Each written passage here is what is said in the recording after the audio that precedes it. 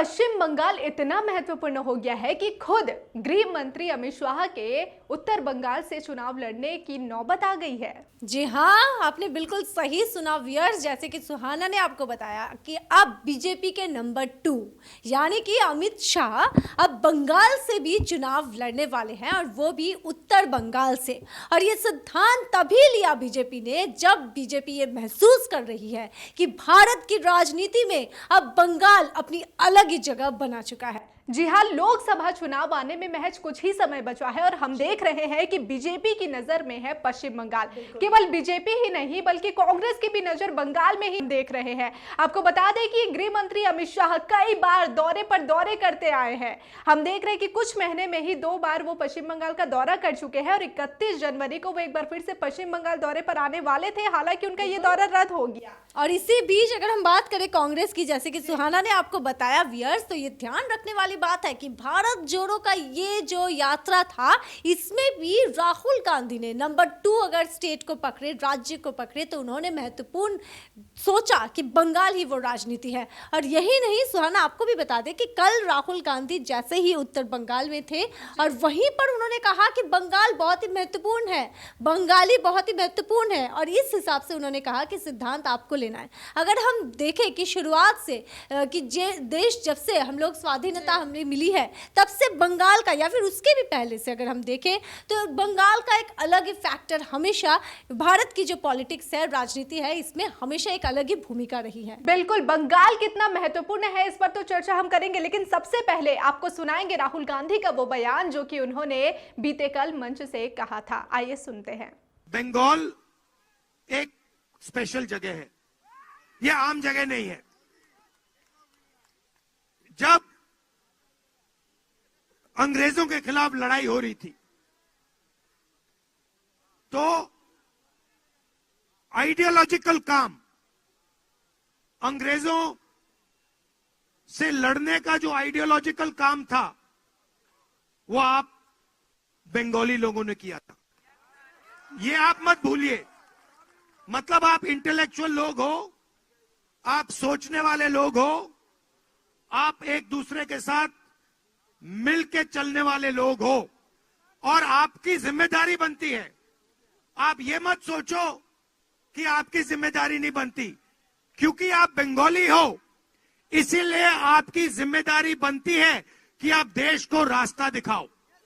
आपने रविंद्रनाथ टैगोर जी ने किया, सुभाष चंद्र बोस जी ने किया, विवेकानंद ने किया, तो आप लोगों के अंदर ये क्षमता है।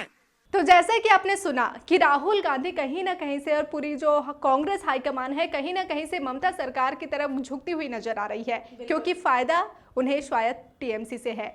क्योंकि जो ममता बनर्जी है, उनका दबदबा बंगाल में कितना है ये शायद बीजेपी भी भाप चुकी है। बिल्कुल, और यही से सवाल आ रहा है कि क्यों आखिर राहुल गांधी या कांग्रेस के लिए ममता बनर्जी और बंगाल इतना ज्यादा महत्वपूर्ण अभी जगह रख रहा है। और इसका कारण ये भी है, देखो अब बंगाल की परिस्थिति ऐसी है कि हर एक पार्टी बहुत ज़्यादा गुरुत्व दे रही है, महत्वपूर्ण बता रही है। और एक तरीके से अगर हम देखें तो अगर बात हो गठबंधन की, इंडिया गठबंधन की, ये भी अभी पूरी तरह से निर्भर की हुई है किसके ऊपर? ममता बनर्जी के ऊपर। केवल जो विपक्ष है, हम बात करें बीजेपी की, कांग्रेस की, से सिर्फ केवल यही नहीं भाप रही है कि ममता बनर्जी का दबदबा यहाँ है।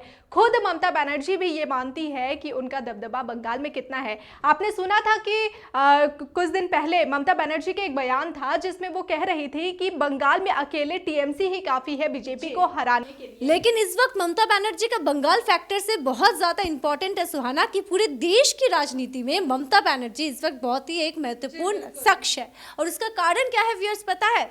इसका कारण है कि ये जो गठबंधन अगर सूरज की रोशनी या फिर एक नई सुबह देख पाए, इसकी बची कुछ भी उम्मीद हो, तो वो इस वक्त आस लगाए बैठे हैं कांग्रेस की ममता बनर्जी की तरफ से होगा।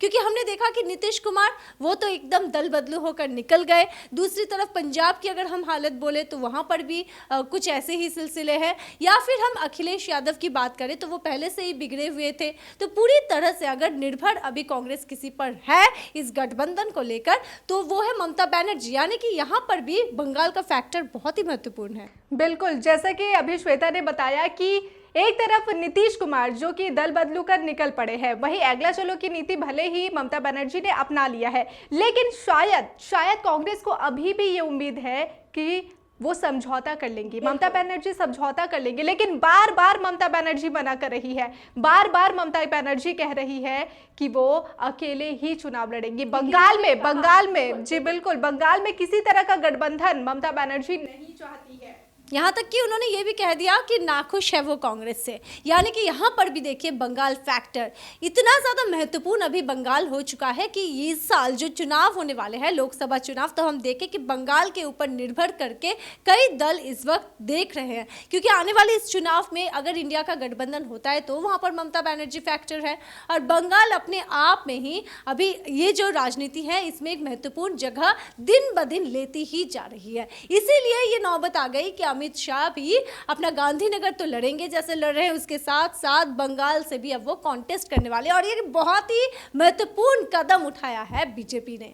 तो जैसा कि आपको याद दिला दे कि जो पीएम नरेंद्र मोदी है, उन्होंने पिछले बार हमने देखा था कि यूपी के वाराणसी से चुनाव लड़ा था, और इस चुनाव के बाद कहीं ना कहीं से बीजेपी की बम्पर जीत उत्तर प्रदेश में हुई थी, और बीजेपी को ये उम्मीद है कि अगर अमित शाह उत्तर बंगाल से चुनाव लड़ते हैं तो शायद बीजेपी को इससे फायदा हो सकता है। बिल्कुल वही मॉडल अभी बंगाल में भी अप्लाई करना चाहती है बीजेपी। वो चाहते कि उसी नक्शे कदम पर वो चले और बंगाल में भी वही मैजिक हो, और वहां पर नंबर 1 बीजेपी के लड़े थे और यहाँ पर नंबर 2 लड़कर वही मुकाम हासिल करे। पर देखने वाली बात होगी कि आम जनता क्या राय देती है इस बारे में, है ना। बिल्कुल, लेकिन यहाँ पर सवाल श्वेता एक और है कि हमने देखा था कि 2014 में सिर्फ 2 सीटें मिली थी, 42 में से 18 सीटें उन्हें मिली थी 2019 में बीजेपी को। लेकिन जो आगामी लोकसभा चुनाव होने हैं और अमित शाह इस तरह जो अगर इस चुनावी मैदान में उतरते हैं उत्तर बंगाल से, तो क्या सच में लोगों को फायदा होगा। हमने देखा था कि 2019 में बीजेपी ने पूरा दमखम लगा ली थी, और हमने देखा था कि किस तरह से जो 2019 में टीएमसी के कई नेता बीजेपी में शामिल हो गए थे, क्योंकि बीजेपी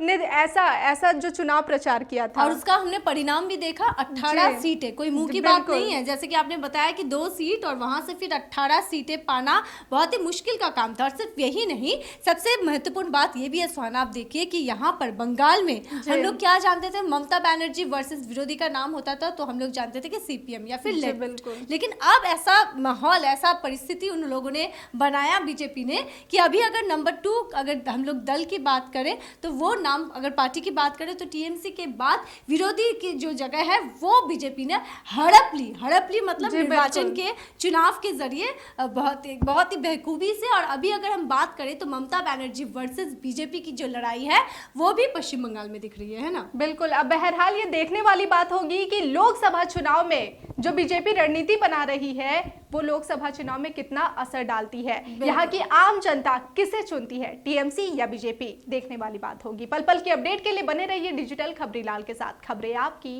नजर हमारी।